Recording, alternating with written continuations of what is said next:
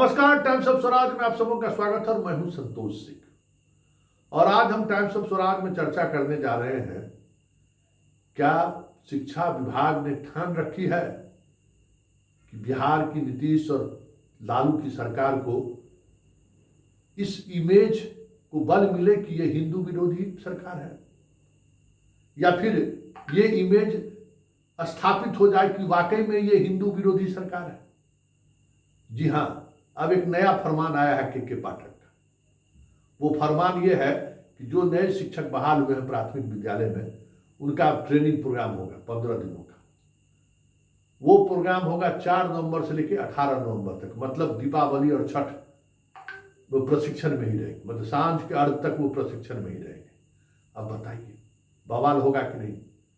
दीपावली है, चित्रगुप्त पूजा है, छठ में खरना है, सांझ का अर्घ है।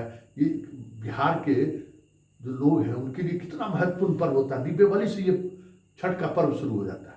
अब इस बीच में ट्रेनिंग दे दी है। अब बताइए 75,000 लड़के लड़कियों को ये ट्रेनिंग देंगे। वो अपना परिवार छोड़कर ट्रेनिंग सेंटर में, ठीक है, आप नौकरी दी है, इसका क्या मतलब है? इस पर हंगामा करेगी बीजेपी की नहीं? कहेगी कि नहीं कि आप ये रोजा के समय में के पाठक का औकात था, हैसियत था कि इस तरीके का पत्र निकाल दे? सवाल करेगा ना भाई। और कोई ये बताइए, सवाल उठेगा ना? क्या सवाल, इनका जवाब इनके पास होगा? जबकि अभी दुर्गा पूजा के दौरान इन्होंने प्रशिक्षण का कार्यक्रम रखा, बड़ा बबैला मचा और अंत में बीच में ही इनको रद्द करना पड़ा। तो ये तो भाई हालात ये है कि थप्पड़ खाओ तब तुमको ज्ञान होगा। अरे भाई, आपको जब वापस ले लिए तो ये देखना चाहिए ना कि हम ये जो कार्यक्रम बना रहे हैं ट्रेनिंग का, इसमें दीपावली और छठ पर्व इस ट्रेनिंग प्रोग्राम में सम्मिलित हो रहा है। छठ के बाद ही हो, या फिर ऐसा थोड़ी भागे थोड़ी जा रहा है। आप क्या प्रशिक्षण देना चाहते हैं? और ये इमेज कोई पहली बार नहीं बनी है। ये लगातार शिक्षा विभाग के ऐसे निर्णय हुए हैं जिस निर्णय से ये साबित होता है कि आप जानबूझकर तो कहीं ये काम नहीं कर रहे हैं। याद होगा आपको, छुट्टी रद्द किया इन्होंने। भाई हमें जो गाइडलाइन है उस गाइडलाइन के तहत हमें शिक्षा देना है, पढ़ाना है, तो इसलिए हम हिंदू के जितने पर्व का था उनको रद्द कर दिया। बड़ा बबेला मचा। बीजेपी के नेता ट्विटर से लेके सोशल मीडिया से लेके सड़क तक बयानबाजी शुरू कर दिया। इनको वापस लेना पड़ा। दूसरी घटना आपको आप देखे ही होंगे, दुर्गा पूजा के दौरान में प्रशिक्षण कार्यक्रम शुरू कर दिया। हंगामा होना शुरू हुआ, भाई हिंदू विरोधी सरकार है, हिंदू विरोधी सरकार है, हिंदू विरोधी सरकार है। गिरिराज सिंह जैसे लोग पटना आके कैंप कर गए, वापस लेना पड़ा, इनको रद्द करना पड़ा। अब देखिए, अब उसके बाद ये मामला अभी शांत भी नहीं हुआ कि संस्कृत के क्वेश्चन में ईद पर सवाल कर दिए। ये ठीक है कि ईद का चैप्टर भी पढ़ना था, लेकिन 50% से ज़्यादा क्वेश्चन एक ही चैप्टर से हम पूछ दें, इसको कौन जस्टिफाई करेगा भाई? ये तो दिखाता है ना कि आप जानबूझकर प्रोवोक कर रहे हैं, जानबूझकर बीजेपी को आप एजेंडा दे रहे हैं कि सरकार को वो घेरे। इसका तो यही मतलब है ना कि छुट्टी रद्द करना। किसको एजेंडा आपने दिया? बीजेपी को। दुर्गा पूजा के दौरान प्रशिक्षण कार्यक्रम, किसको एजेंडा आपने दिया? बीजेपी को। ईद पर अधिक से अधिक सवाल पूछना, किसको आपने एजेंडा दिया? बीजेपी को। और अब छठ पर्व में जो है प्रशिक्षण ले रहे, दीपावली छठ के दौरान, इससे किसको एजेंडा है दे रहे हैं? बीजेपी को। कि देखिए ये परसेप्शन है, और लगातार शिक्षा विभाग इस तरीके का काम कर रहा है जिससे ये परसेप्शन बनता जा रहा है कि सच में तो नहीं है हिंदू विरोधी सरकार है। और बीजेपी तो इसका मास्टर खिलाड़ी है। राहुल गांधी को पप्पू कह दिया, कितने मुश्किल से वो पप्पू की इमेज से बाहर निकला है। नीतीश कुमार पलटू राम के इमेज से बाहर निकल पा रहे हैं? गांव गांव में अब सब इनको पलटू राम कहना शुरू कर दिया कि पलटू चाचा, पलटू चाचा। इस खेल में तो सचिन तेंदुलकर है, बीजेपी मास्टर ब्लास्टर है। और आप बार बार एक विभाग उनको वो मौका दे रहा है कि बिहार के पिच को भी कैसे हम सांप्रदायिक बना दें। वाकई में ये सवाल लाजमी है ना कि आप ये चीजें रोजा के दौरान ये फैसले लेने की साहस के पाठक में है क्या?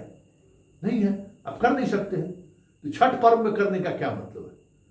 तो ये जो आरोप बीजेपी लगा रही है और लगाती आ रही है कि ये सरकार हिंदू विरोधी है, इसको तो शिक्षा विभाग एस्टेब्लिश करना चाह रही है कि वाकई में लोगों के जन जन तक ये बातें संवाद जाए कि ये जो है सो हिंदू विरोधी सरकार है। ये जो इमेज बनाने की कोशिश हो रही है, हमें लगता है कि इस इमेज बनाने के पीछे वजह जो भी हो, लेकिन हर व्यक्ति के दिमाग में ये बात बैठाने की कोशिश अब जरूर शुरू होगी इस स्तर पर कि ये सरकार जिस तरीके के फैसला ले रहे हैं, और ये तय है कि अभी ये नोटिफिकेशन निकला है, बीजेपी वाले को मालूम होगा, हंगामा शुरू होगा तो पाठक को वापस फिर लेना पड़ेगा, कोई नहीं रोक सकता है, फिर वापस उनको लेना पड़ेगा। लेकिन जिद है, अब इस जिद को क्या कहा जाए, एक ऐसे माहौल को जो एक बेहतर दिशा की तरफ बढ़ रहा था कि बिहार में शिक्षा में के बदलाव को एक अलग नजरिए से लोग देखने लगे थे, सब लोग शामिल हो रहे थे, भागीदार बनना चाह रहे थे शिक्षा के सुधार को लेकर। लेकिन पाठक का ये सनकपन जो है, कहीं हमें लगता है कि पूरी व्यवस्था को ही बेपटरी कर दे तो कोई बड़ी बात नहीं होगी, क्योंकि अब ये चीजें हदें पार कर रही है और अधिकांश निर्णय इस तरीके से लिए जाने लगे हैं जैसे लग रहा है कि यहाँ कोई डेमोक्रेटिक सिस्टम ही नहीं है, यहाँ कोई डेमोक्रेटिक व्यवस्था ही नहीं। लगता है जैसे इजरायल और फिलिस्तीन की युद्ध में इन लोगों को ट्रेनिंग करके जल्दी जल्दी भेजना है, वहाँ सेना की कमी हो गई है, मास्टर लोगों को हम लोगों को भेज देना है। स्थिति तो वही है। पूरे माहौल को किस तरीके से मतलब अराजकता की तरफ धकेले जा रहे हैं पाठक, ये सारी चीजें अब खुलकर सामने आने लगी।